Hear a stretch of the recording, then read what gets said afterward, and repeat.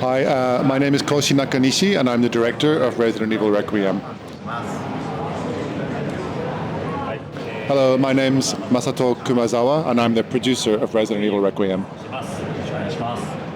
Can you talk us through a little bit of what the press have been playing in the demo? Like, where are we in the game? What's going on in the story? And what are some of the gameplay elements that they've been able to experience here at Gamescom? The section in the demo that we're showing here at Gamescom is from towards the start of the game, and the protagonist, Grace, finds herself kidnapped by some sort of mysterious entity or organization, and she's literally strapped upside down to a table and has no idea what's going on. She frees herself only to find that she's being pursued around this location by a bizarre, monstrous creature. So, needless to say, from that description, of all the different aspects of Resident Evil games, this demo section is firmly focused on horror.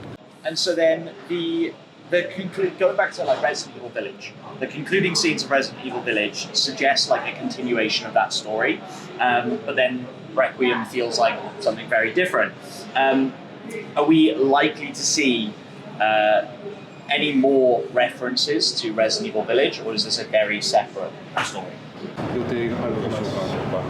I think it's a common experience with Resident Evil games where we don't exactly pick up the exact thread that was left on the previous game. You know, Resident Evil 6 ended on a sort of tease of Jake, the character from that game, possibly seeing where he might go next, and then Resident Evil 7 was a totally different protagonist, for example. So there's a lot of parallel threads in motion, and I think we just choose where we're going to focus our spotlight at any given time. It doesn't mean those other characters aren't out there somewhere getting on with business, but we're just not showing you just yet. Although at the end of Village we saw Chris Redfield at the BSAA in action, we decided to return to the more general mainline story of the series for this entry, so it's looking towards Raccoon City, and after so many years not having seen this location, catching up on where we're at with that and picking that up as the main thread. So rest assured that I'm sure Chris is out in action somewhere in the world, but for now we're not really looking at him and we're looking at somewhere different. Yeah, you mentioned Raccoon City there. Obviously now it's in ruins. And so what is it like reimagining a lot of those locations after the sort of devastation that Raccoon City is? How do you keep those locations still iconic and recognizable after such a devastating event?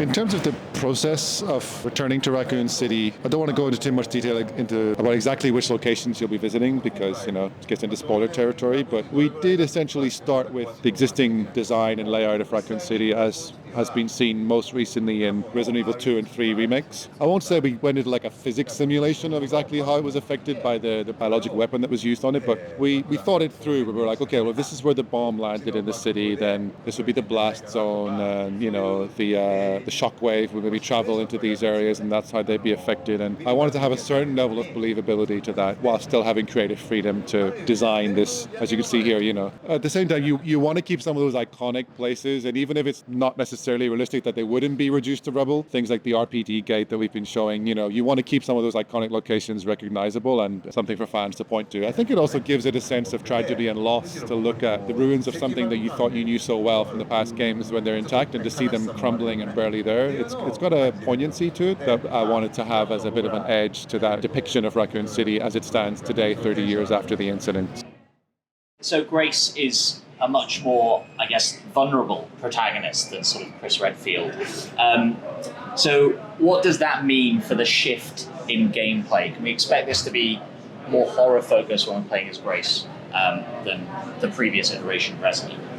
Exactly. The start point for her is to be incredibly vulnerable and helpless. She hasn't got any weapons on her, and she's completely unaccustomed to being thrown into this kind of intense situation. But she goes on a journey, and you'll go with her too. She will grow throughout the game and gradually become more competent and capable and overcome her fear somewhat. She will naturally find weapons eventually and be able to, you know, grab guns and shoot back at the horrors that await her. So she doesn't stay in this completely terrified, helpless state throughout the whole game. In Resident Evil Village, the House Benvenuto, I can never pronounce that very well, was like a particularly sort of scary, claustrophobic really unique kind of gameplay element.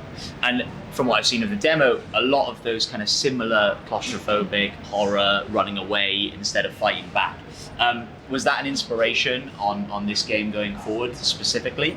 There are similarities to that section for sure. I think each Resident Evil title has these sort of standalone parts where maybe you don't have the weapons you're used to, and we can increase the horror feeling with that. And we kind of structurally brought that horror aspect to the forefront right at the start of the game in order to gel with the characterization of Grace, who's of someone who, is completely not expecting to be thrown into such a horrible situation. But we want to add something fresh as well. So rather than just copying and pasting over House Bienvenido, things like the mechanism for how you protect yourself from the creature in the demo, and the creature itself and its design and how it feels to be pursued by it in this section are something that I think bring another level to that concept of the claustrophobic, unarmed character section of the game.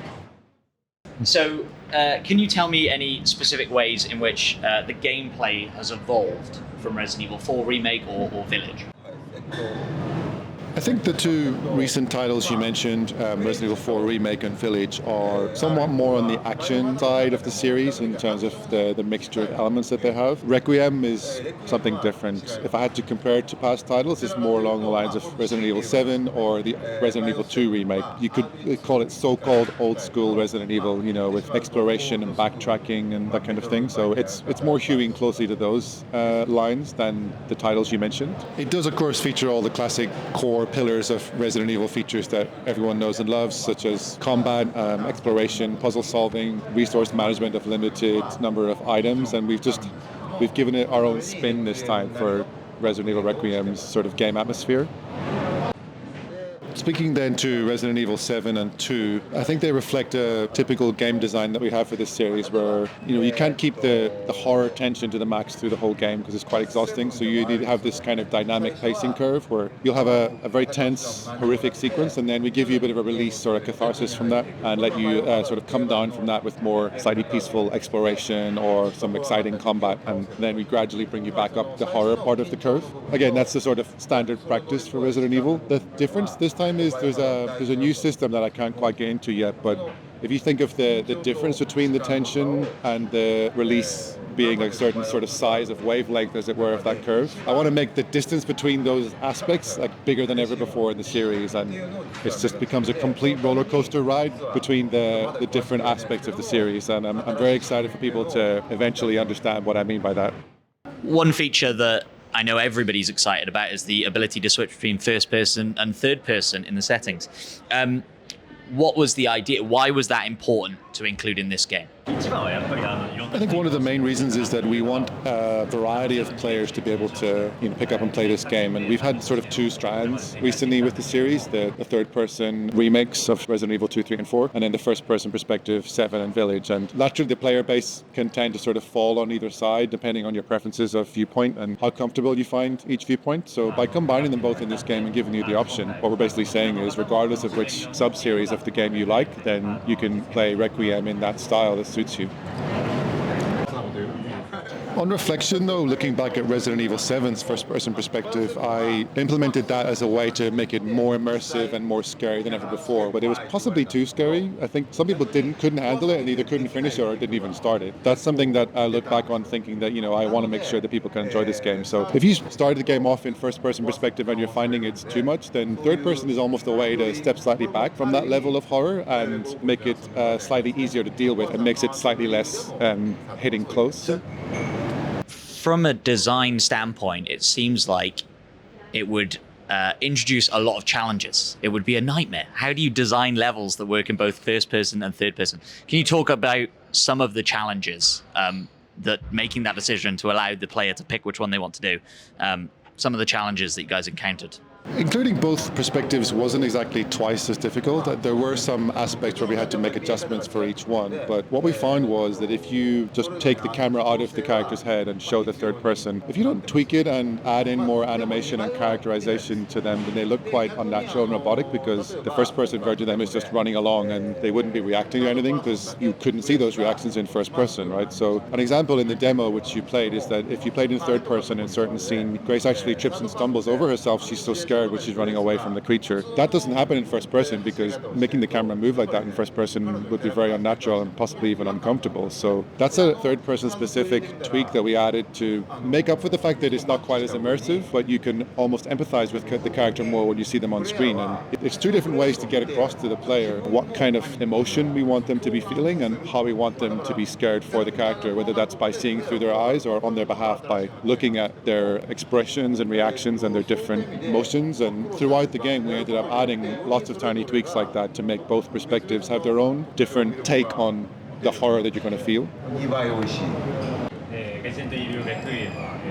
Resident Evil Requiem is coming to PlayStation 5, Xbox Series XS and Steam on 27 February 2026. I hope you're excited for it. I look forward to it.